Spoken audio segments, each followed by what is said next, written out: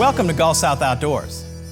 We had a plan to go do a little bit of island fishing, maybe catch some schooling redfish in this nice clear water, but it looks like Mother Nature had a little bit of a different plan for us. A front has come through, there's been a crazy drop in temperature, and these winds are howling. We're not going to take my boat offshore today.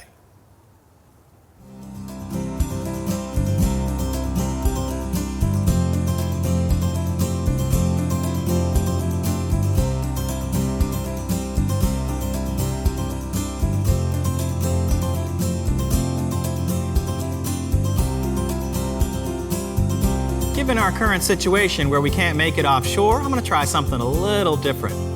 I'm going to fish for something very specific. I'm going to go for an inshore slam. An inshore slam consists of a flounder, a redfish, and a speckled trout, all of legal size and all on the same trip. I don't do this very often, so wish me luck.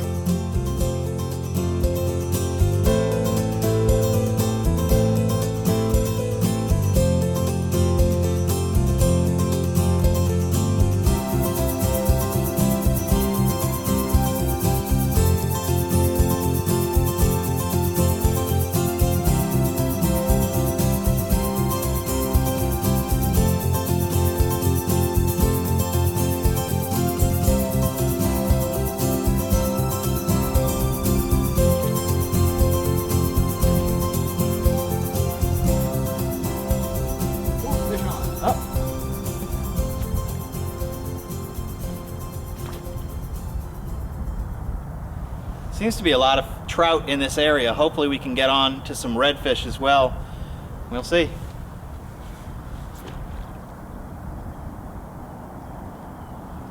I'm fishing a voodoo shrimp underneath this popping cork, about 2 feet. Water here, it's about 6 feet. In the middle, it's about 12, so we'll see where the fish are holding. We also have a live bait, a live menhaden, over here in the shallower parts. We'll see if that'll produce as well. As if on cue.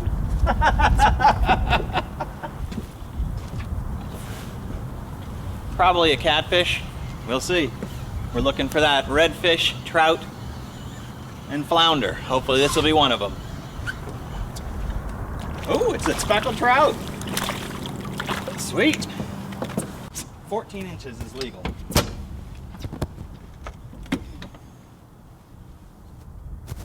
Nope. Gotta let them go. We'll find another one, but that's a good sign that the trout are here.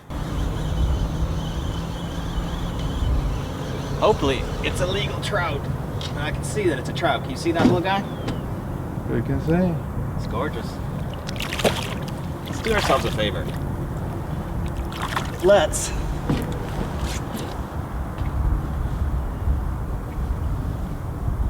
put this guy in the live well and get a tape measure out, because if I'm throwing back legal trout, that's not going to help our Grand Slam, is it? It's not. I think that guy's legal. It's important to make sure these fish are legal. Every sports store has these things supported by the Department of Marine Resources. I keep 2 or 3 of them around because they tend to rip and I don't want to stick them on my boat. But we're going to go ahead and measure these fish today and make sure this Grand Slam is legal. So, oh yeah. This guy's 14 inches. That's the first step in our slam. It's not the biggest trout in the world, but you know what? He counts. I'm looking for a trout, a redfish, and a flounder, all of legal size, all on one trip. I'm hoping for the best. We've had a big front that rolled through. It'll be interesting fishing. I'm really hoping for the Grand Slam. Stay tuned.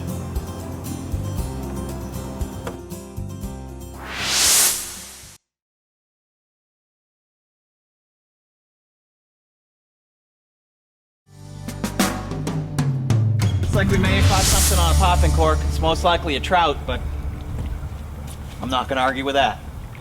Yeah, that's another one of those littler trout. He's definitely not legal, but he's inhaled this voodoo shrimp underneath the popping cork. It's pretty, but he's not going to help our slam. It's not legal.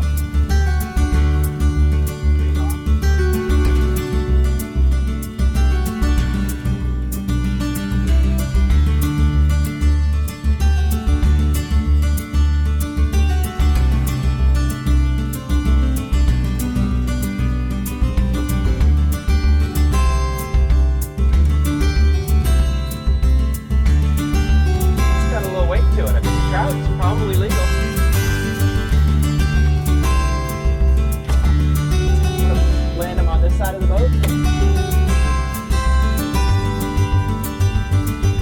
Good trout, man. Good trout.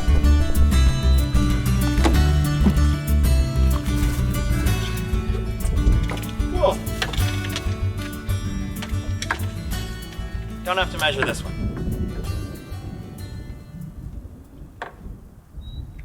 It's a good trout.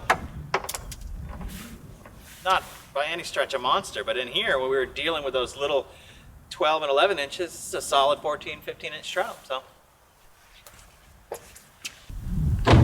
today I have 3 setups I'm using. One is live bait, one is a voodoo shrimp under a popping cork, and the other is a soft plastic like this Mambo mullet.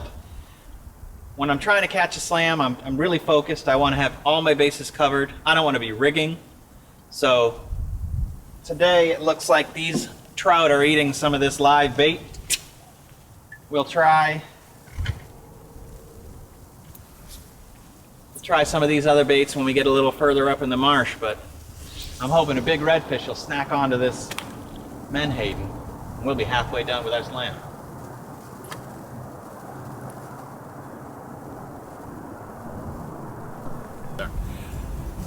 We've got our trout all ready. We decided to move off into the marsh a little deeper to try and fish some of these cuts. Where they spill off out into the main river goes from about 3 feet to about 12 feet. We're fishing a falling tide. The nutrients is being pulled out this marsh area. We're hoping to pick up a redfish or a flounder on some of these troughs. That'll complete our slam. Looking forward to it.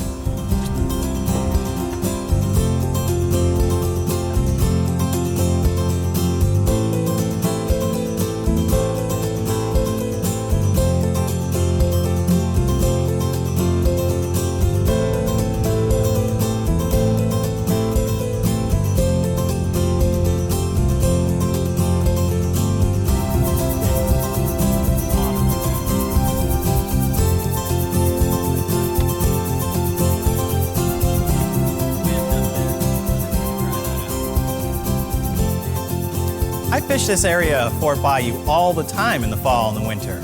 I mean, each of these little cuts is normally good for a redfish and a flounder. Today, not so much. I think it probably has to do with that 2 or 3 inches of rain we got overnight, pushing all that fresh water out. I think we should probably try heading more into the back bay and see if we can find some fish there, because they're certainly not here.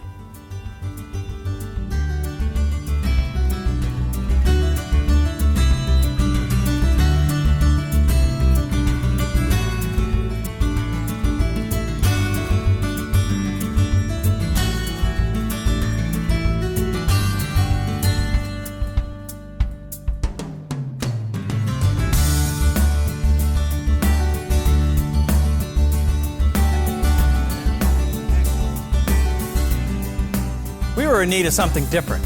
I'm not sure whether we needed different water or different bait, so on the way out, I decided I would stop by our local bait shop and pick up some fresh live shrimp. You can never have enough bait, and live shrimp are just candy for some of these fish. So I figured I'd stack the deck in my favor.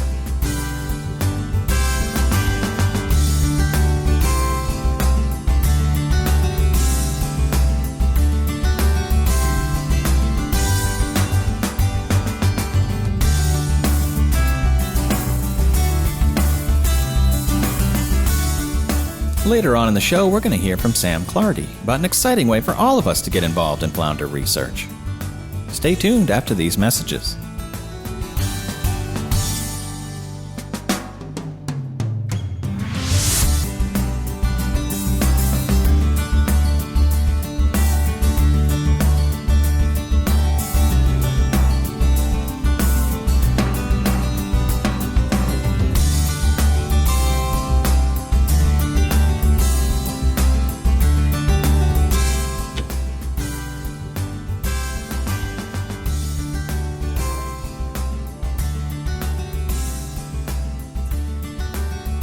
Once I knew the anchor was going to hold us up current, I decided to set out 2 baits, one for a flounder on one of the drop-offs, and one for a redfish over by one of the big rubble piles. I just knew this area would produce, and I was going to be ready.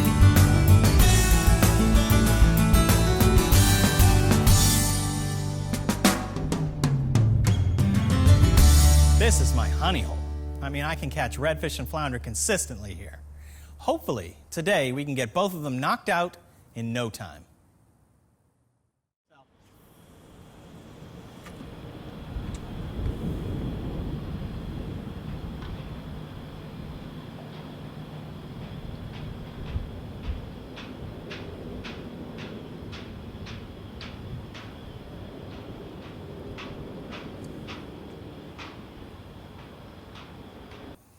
Just a little tip.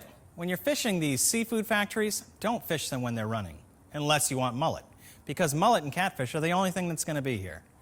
All the other game fish, from what I can see, seem to steer clear of this area. So, if you want mullet, come on over. If you want game fish, you might want to try somewhere else. And as luck would have it, today we had great current and the shrimp factory wasn't running, so the redfish and the flounder should be here. Any second now, we should be hooked up. Yep. It's not good, ladies and gentlemen. I'm on my ultralight setup, and it looks like I got a good-sized fish on here.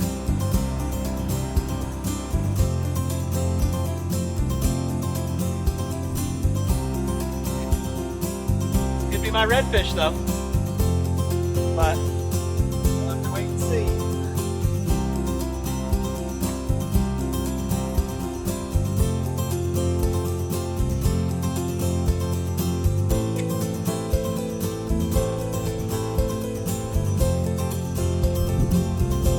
Bad fish.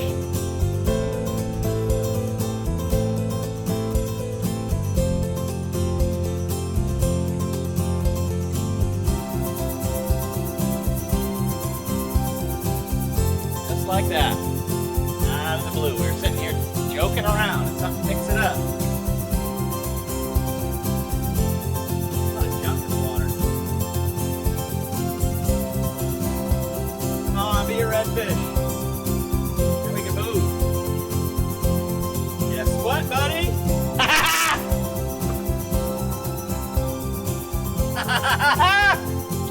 Guess what, buddy? I want to catch my shrimp before they hatch or whatever, with chickens or whatever, but that's a good redfish.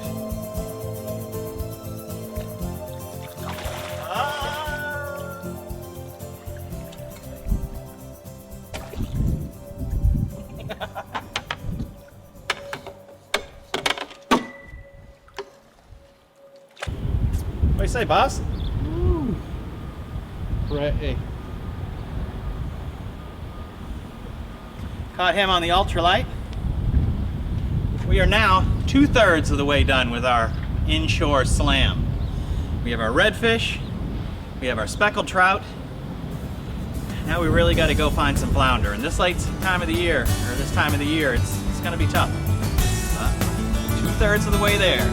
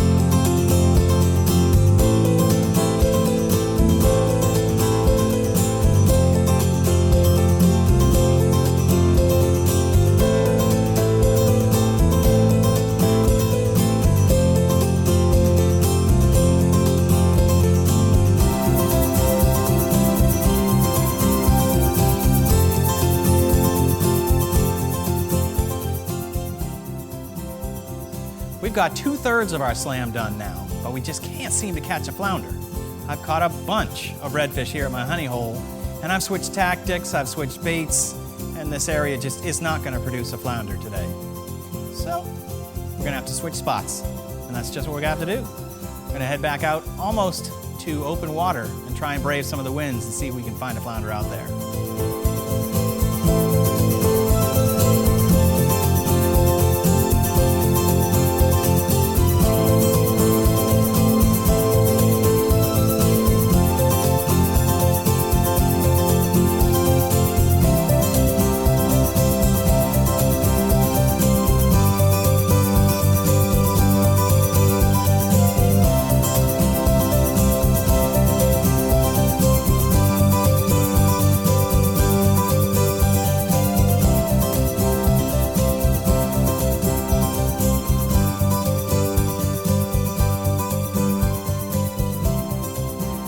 Honestly, I'm starting to panic.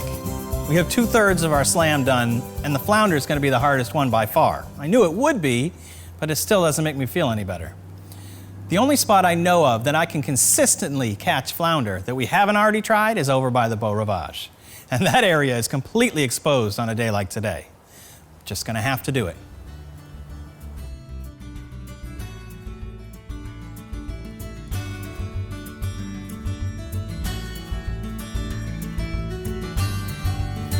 We made our way out towards the Beau Rivage, and when we got there, it was just as I expected. The wind was howling, couldn't keep the boat where we wanted to. We could barely cast anything anywhere.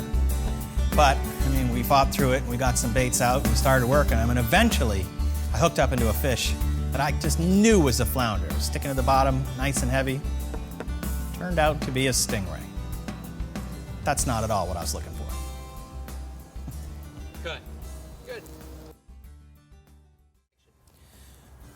I'm kind of disappointed that we didn't get a flounder.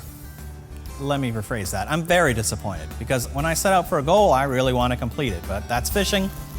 It is what it is. I got a nice speckled trout and I got a bunch of redfish, no flounder.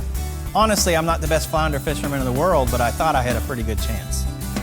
There's also somebody else who's looking for flounder this time of year. His name's Sam Clardy, and after the break, he's going to tell us a little bit about what he wants our help with regarding wintertime flounder.